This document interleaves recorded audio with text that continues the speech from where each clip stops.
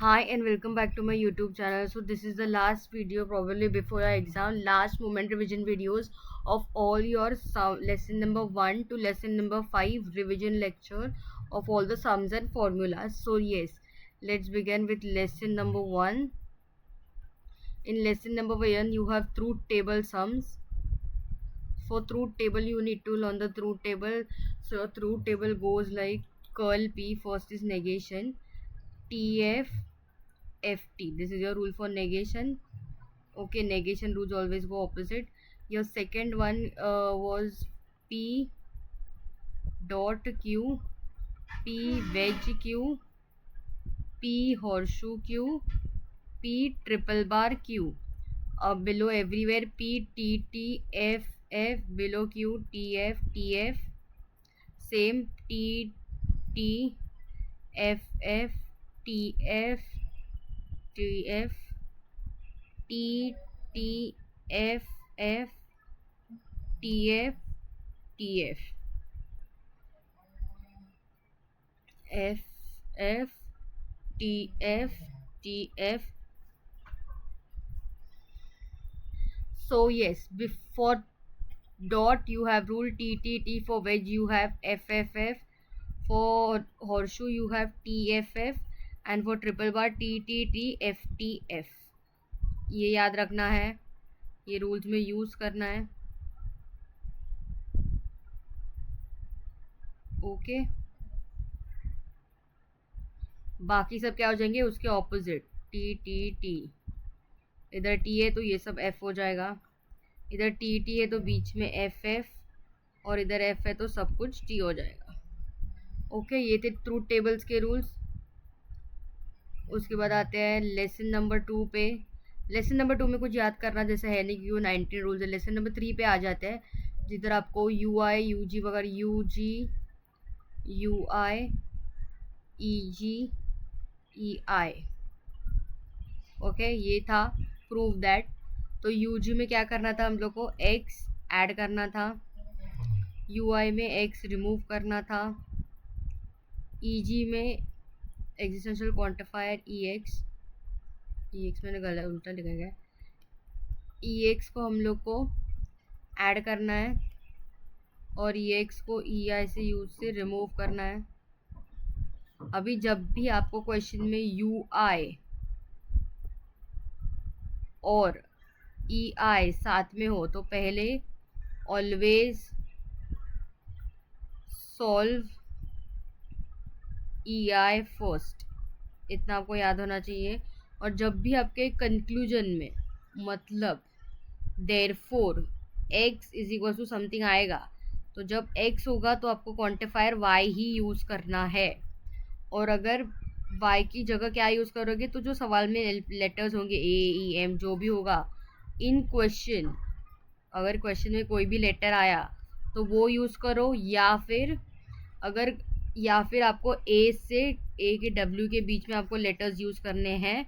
Okay, और जब आपके कंक्लूजन में एक्स हो तो सिर्फ वाई यूज़ करना है, वाई को प्रायोरिटाइज करना है. ओके, अरे ये क्या हो रहा है, नीचे ही नहीं हो रहा है, एक second.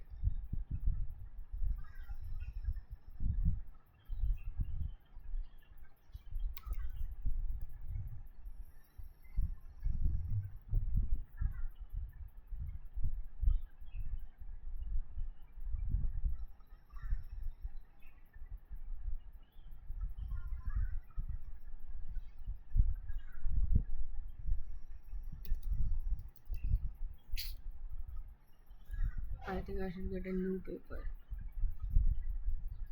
Anyway, I'll write over here.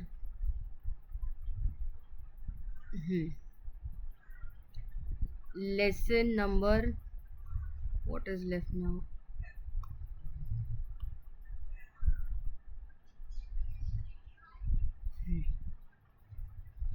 Lesson number 4, that is traditional logic. So for traditional logic you have to remember the rule of opposition of proposition, correct? For opposition of proposition your rules are A E I O, correct. ये table था, एक second,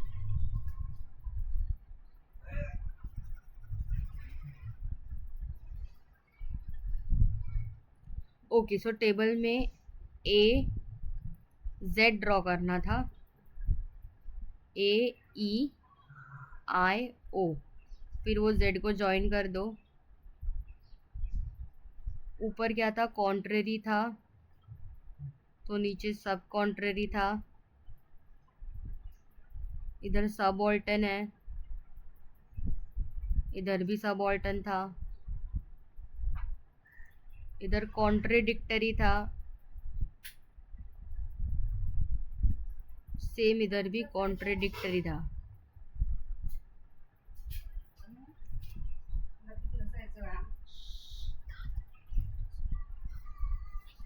okay, ये सवाल था जब opposition of proposition आता है। फिर आते हैं हम लोग कॉन्वर्स और ऑब्वर्स पे।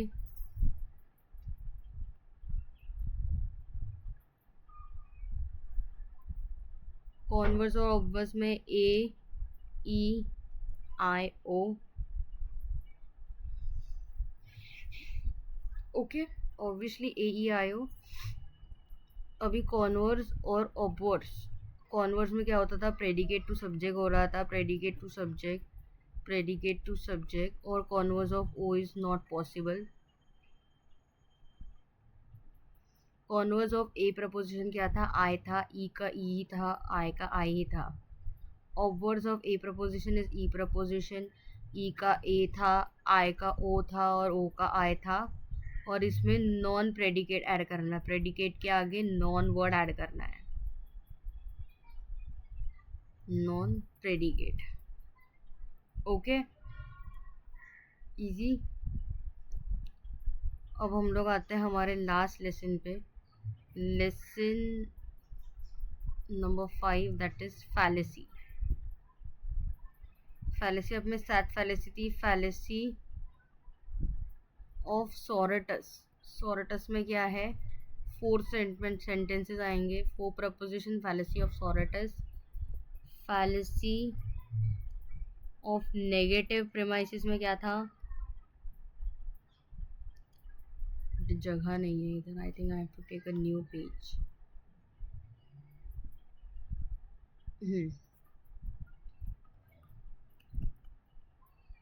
fallacy, first one, fallacy of Soratus में क्या थे, 4 प्रपोजिशंस होंगे, जब भी 4 स्टेटमेंट होंगे, 4 लाइंस बोल सकते हो मैं, तब वो fallacy ऑफ Soratus है। फिर आती है fallacy ऑफ नेगेटिव प्रीमाइस, मतलब क्या हो जाएंगे आपके 3 स्टेटमेंट जो होंगे, 2 प्रीमाइस और एक कंक्लूजन, वो तीनों भी नेगेटिव होंगे, वो तीनों भी क्या हो जाएंगे, नेगेटिव हो जाएंगे। मतलब वो आइदर ई प्रपोजिशन में होंगे या ओ प्रपोजिशन में होंगे। Fallacy of affirmative conclusion from negative premise, इसका रूल क्या है, जो 2 प्रीमाइस होंगे वो नेगेटिव होंगे और आपका जो कंक्लूजन होगा वो पॉजिटिव हो जाएगा। मतलब अंदाजे ये प्रीमाइस आपका ए और ओ में होगा और ये ए और आई में हो सकता है, तब आपका fallacy of affirmative conclusion from negative premise आ जाएगा। 4th फैलेसी है अभी आपका बचा fallacy of middle term, undistributed middle term. फिर इलिसिट मेजर, इलिसिट माइनर, और एक बचता है fallacy of equivocation. fallacy of equivocation. fallacy of equivocation में क्या होता है? Same word but two different meaning. एक ही वर्ड होगा लेकिन वो अलग अलग कॉन्टेक्स्ट में यूज होता है, तो फैलेसी ऑफ इक्विवोकेशन आएगा. फैलेसी ऑफ मिडिल टर्म में आपके प्रीमाइसिस में मिडिल टर्म अनडिस्ट्रीब्यूट होगा लेकिन कंक्लूजन में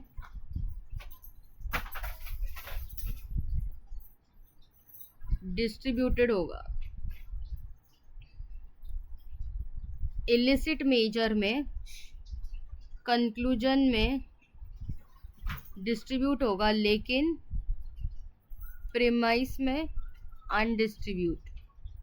माइनर में कंक्लूजन में डिस्ट्रीब्यूट लेकिन माइनर में अनडिस्ट्रीब्यूट. और ये मेजर में. अभी ये देखो, इसमें भी मैं आपको सॉर्ट करके देती हूँ. आपका टेबल था AEIO, distribute, subject, predicate, undistribute, distribute, distribute, undistribute, undistribute, undistribute, distribute. ये टेबल आपको याद करना था फैलेसीज के लिए.